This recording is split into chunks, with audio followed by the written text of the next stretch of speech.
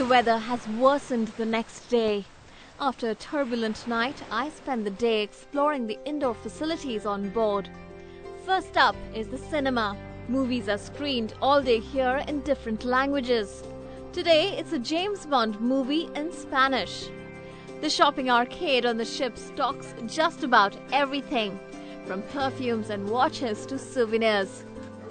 Personally, I think it's better to save money for shops on shore. The stores on the ship come in handy for last-minute purchases.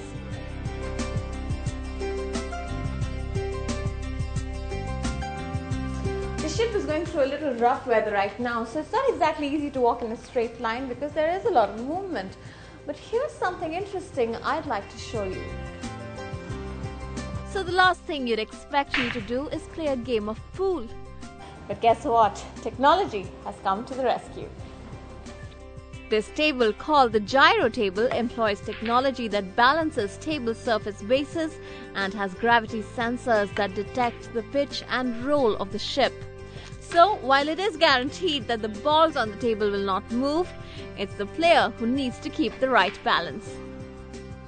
The focal point of the brilliance of the seas is this enormous 10-deck glass centrum.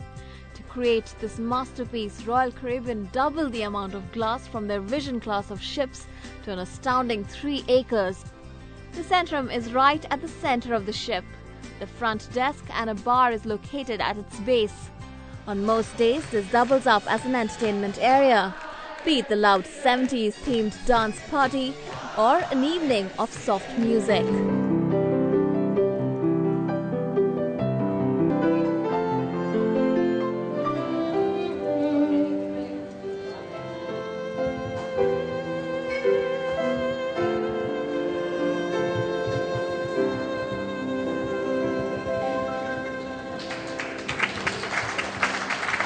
The pit stop for my journey is Barcelona, the second largest city in Spain. The ship reaches late at night and I leave the exploring for the next day.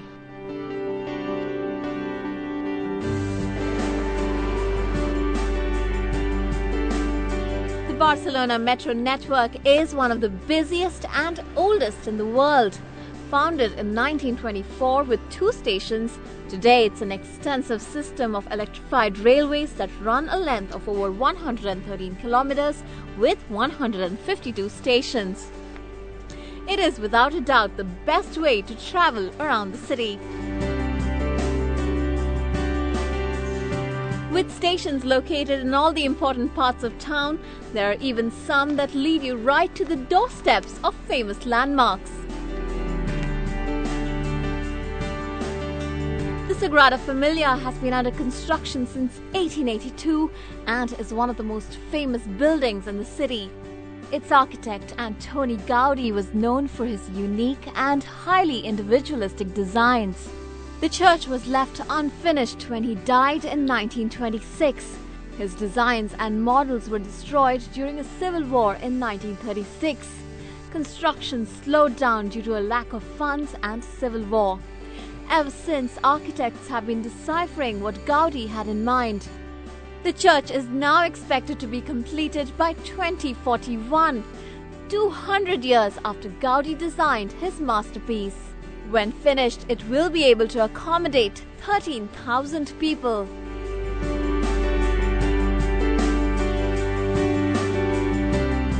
And it is probably one of the only construction sites in the world where tourists pay to watch engineers hard at work.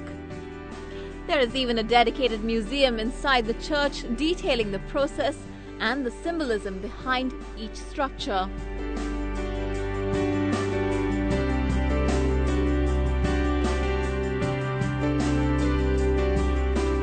At the moment, the ongoing construction is in a way symbolic of what Gaudí was doing for 43 years of his life.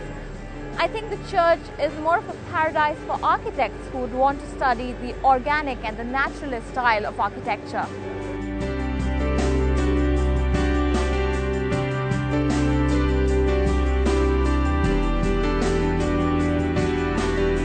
In all, Barcelona is an architect's paradise. To get a perfect view of the city in its entire splendor, I made my way to Park Güell.